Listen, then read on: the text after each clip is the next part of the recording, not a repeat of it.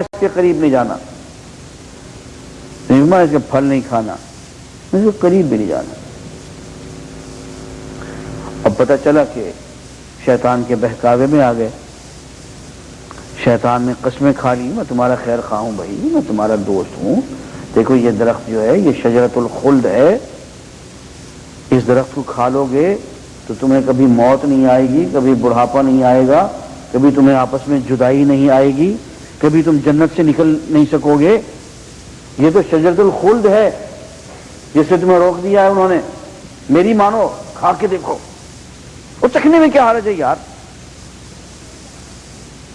وقاسمہما، اور قسمیں کھا کھا کے ان کے سامنے کہا، انی لکما من الناصحین، میں تمہارا خیر خواہ ہوں، مجھے تم سے پیار ہے، تمہاری بھلائی کی بات کر رہا ہوں تم سے۔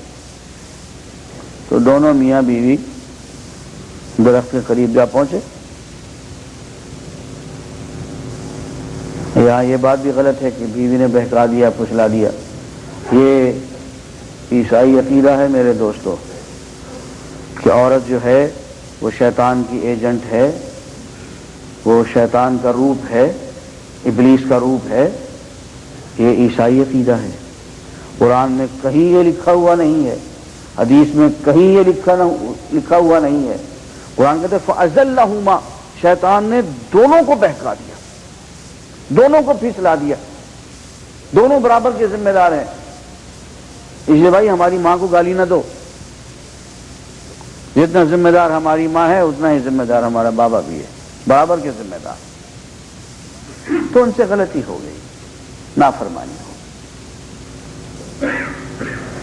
اس کے بعد نافرمانی کے بعد فرماتے ہیں فتلقى آدم من ربہ کلمات، آدم نے اپنے پروردگار سے کچھ بول سیکھے۔ اب اس میں بہت خوبصورتی کی بات ہے، کہہ سکتے تھے کہ سائیں غلطی ہو گئی معاف کر دو، نہیں، بلکہ اس ڈر کے مارے کہ معافی مانگتے ہوئے پھر کہیں اور غلطی نہ ہو جائے، معافی مانگتے ہوئے کوئی ایسی بات نہ منہ سے نکل جائے جو ان کی شان کے خلاف ہو، شان کے لائق نہ ہو۔ تو روتے روتے یہ کہا کہ حضرت اے محبوب حقیقی، اے ہمارے مولا، اے ہمارے خالق، تیرے سامنے تو اب معافی مانگتے ہوئے بھی ڈر لگتا ہے، معافی مانگنے کے بول بھی اب تو ہی سکھا دے، تجھ سے معافی کیسے مانگے، طریقہ تو بتا دے۔ تو کچھ بول سیکھے انہوں نے، اور اس کی شان دیکھیں، جب معاف کرنے پہ آتا ہے تو معافی مانگنا سکھا دیتا ہے، منہ سے پھر الفاظ جو صادر ہوتے ہیں، جس کو جو دینے پہ آتا ہے اس سے وہی منگوا لیتا ہے۔ تو کچھ الفاظ، کچھ بول، کچھ جملے، ربنا ظلمنا انفسنا وَإِن لَّمْ تَغْفِرْ لَنَا وَتَرْحَمْنَا لَنَكُونَنَّ مِنَ الْخَاسِرِينَ، یہ بول سکھا دیے، یوں معافی مانگو۔ تو معافی مانگی، اور معافی مانگنے کے بعد فرمایا فَتَابَ عَلَيْهِ، اللہ نے معاف کر دیا، توبہ قبول فرما لی، إِنَّهُ هُوَ التَّوَّابُ الرَّحِيمُ، وہ تو بہت توبہ قبول کرنے والا ہے، بہت رحمتیں لٹانے والا ہے۔ یہ دوستو کہاں ہوا؟ یہ سب کچھ جنت میں ہی ہو گیا۔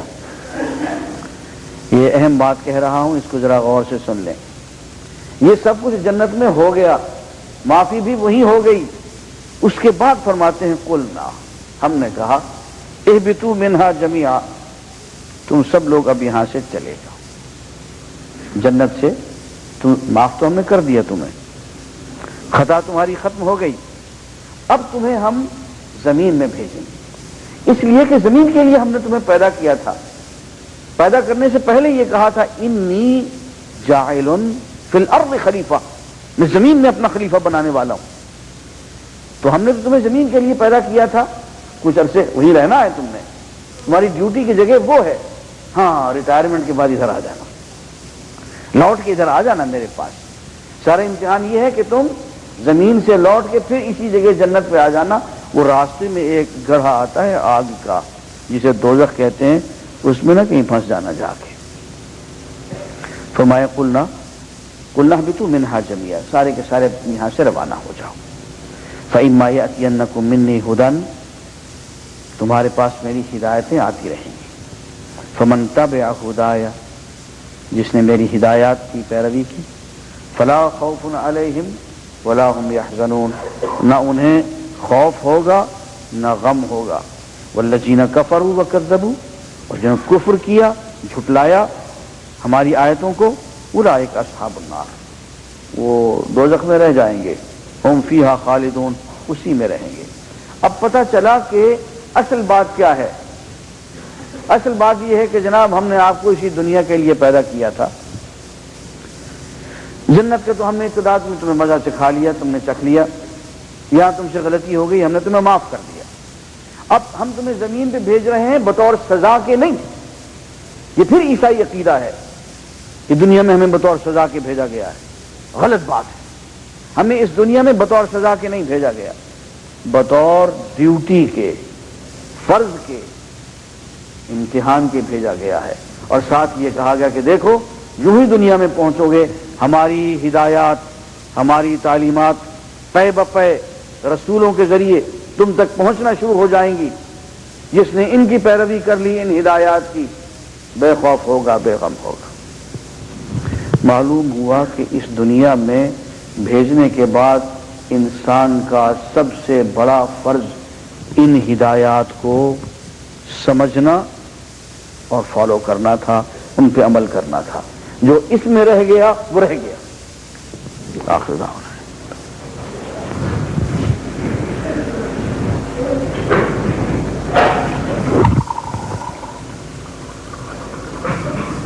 اللہ تعالیٰ ایک خاص حکم عطا فرماتے ہیں،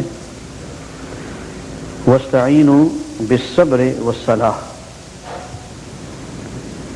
اگر اللہ تعالیٰ سے کبھی مدد مانگنی ہو، کبھی کام پڑ گئے اللہ تعالیٰ سے،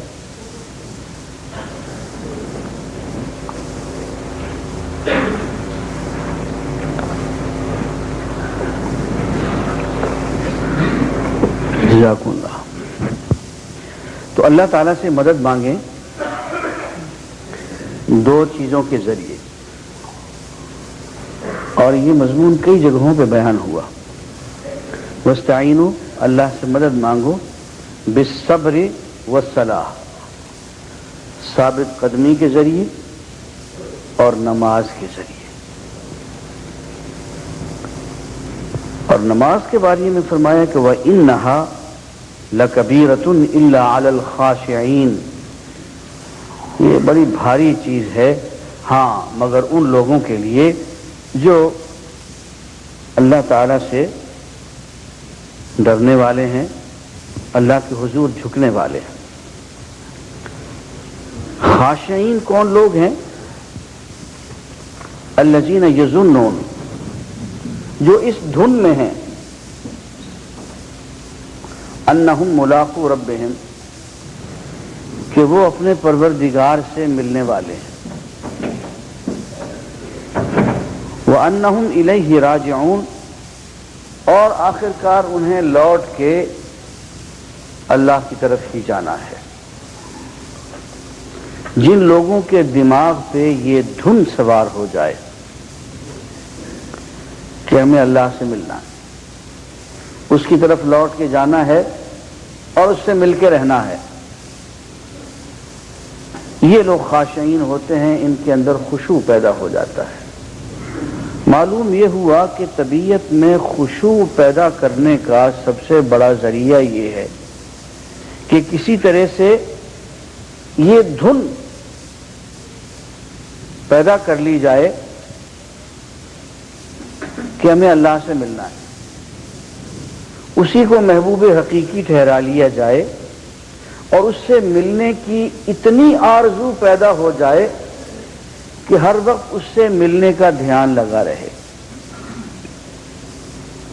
فرمایا یا ایھا الانسان، اے انسان، انک کادح الی ربک کدحا، تو تکلیفیں اٹھا اٹھا کے، مشقتیں جھیل جھیل کے، روزے رکھ کے، حج کے سفر کر کے، جہاد کے سفر کر کے، اللہ کے راستے میں مال اور جان قربان کر کے آہستہ آہستہ کشاں کشاں اپنے پروردگار کی طرف بڑھ رہا ہے. فملاقی، بس تو اس سے مل کے رہے گا، تیری اس سے ملاقات ہو جائے گی. عزیزان گرامی، یہ تو ابتدا ہے. آپ آگے چل کے دیکھیں گے کہ قرآن مجید یہ دھن انسان کے اندر پیدا کرتا ہے کہ یہ زندگی تو چل چلاؤ ہے، یہ تو گزر ہی جائے گی، یہ تو کسی ببول کے درخت کے نیچے سستالیے. لیکن ہمیں آگے بڑھنا ہے اور اس کے حضور جانا ہے اور اس سے ملاقات کرنی ہے، اور اصل بات اس سے ملاقات ہی ہے. اور فرمایا کہ اس کے لیے بھی اللہ تعالیٰ سے مدد مانگو کہ یہ دھن پیدا ہو جائے. اس کی محبت حضور اکرم صلی اللہ علیہ وسلم کی دعا تھی، اللہم انی اسألک حبک، اے اللہ میں تجھ سے بھیک مانگتا ہوں مجھے اپنی محبت عطا فرما دے. وحب من یحبک، اور ان لوگوں کی محبت عطا فرما دے جو تجھ سے پیار کرتے ہیں. وحب عملی یقربنی الیک، اور ان اعمال کی محبت عطا فرما دے جو مجھے تجھ سے قریب کر دیں اور قریب کر دیں. تو فرمایا کہ اس معاملے میں بھی اللہ سے مدد مانگو، اللہ سے اللہ تعالیٰ کو مانگو، لیکن دو چیزوں کو اختیار کرو، ایک صبر، استقامت، ثابت قدمی، اس کے راستے میں ڈٹ جانا، اور ایک نماز، صلاۃ. دوستو، اللہ تعالیٰ نے یہ نماز ہمیں ایسی عبادت عطا فرمائی ہے کہ اس کے اندر ساری عبادتیں سمٹ کے آ گئی ہیں. آپ دیکھیں، اس میں تکبیر ہے، تحلیل ہے، لا الہ الا اللہ کہنا، تسبیح ہے، سبحان اللہ کہنا،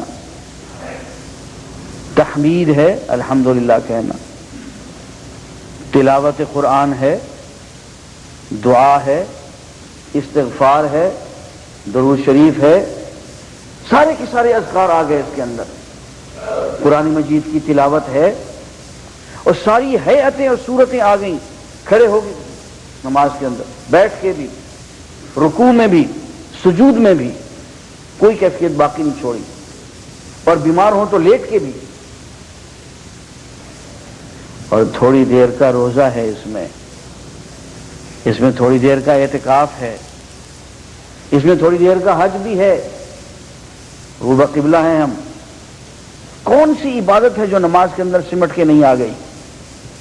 اور حضور اکرم صلی اللہ علیہ وسلم کا اور صحابہ کا یہ معمول تھا کہ خوشی کے موقع پہ نماز پڑھتے تھے، جشن مناتے تھے، نماز پڑھتے تھے. کوئی فوت ہو گیا، نماز پڑھتے تھے. کوئی غم کی کیفیت طاری ہوئی، نماز پڑھتے تھے. اللہ کا عذاب آ گیا، بھونچال آ گیا، آندھی آ گئی، سورج گرہن، چاند گرہن ہو گئے، نماز. اللہ سے ضرورت پیش آئی، نماز. کوئی گناہ ہو گیا، صلاۃ توبہ. آپ دیکھیں کہ ہر موقع پہ صبر اور صلاۃ، ان دو کے ساتھ اللہ کی مدد چاہنی ہے، اور پھر خشوع اختیار کرنا ہے اللہ کا. اور وہ یہ اللہ سے ملنے کی دھن دماغ میں پیدا ہو جائے. اور فرماتے ہیں، یا بنی اسرائیل، اے بنی اسرائیل، اذکروا نعمتی التی انعمت علیکم وانی فضلتکم علی العالمین. دیکھو میری نعمتوں کو یاد کرو جو میں نے تمہیں عطا کی تھی. میں نے تو تمہیں ان نعمتوں کے باعث دنیا والوں پہ فضیلتیں عطا کی تھی. واتقوا یوما، اس دن سے ڈرتے رہنا، لا تجزی نفس عن نفس شیئا، کوئی ایک شخص کسی دوسرے شخص کے کام نہیں آ سکے گا.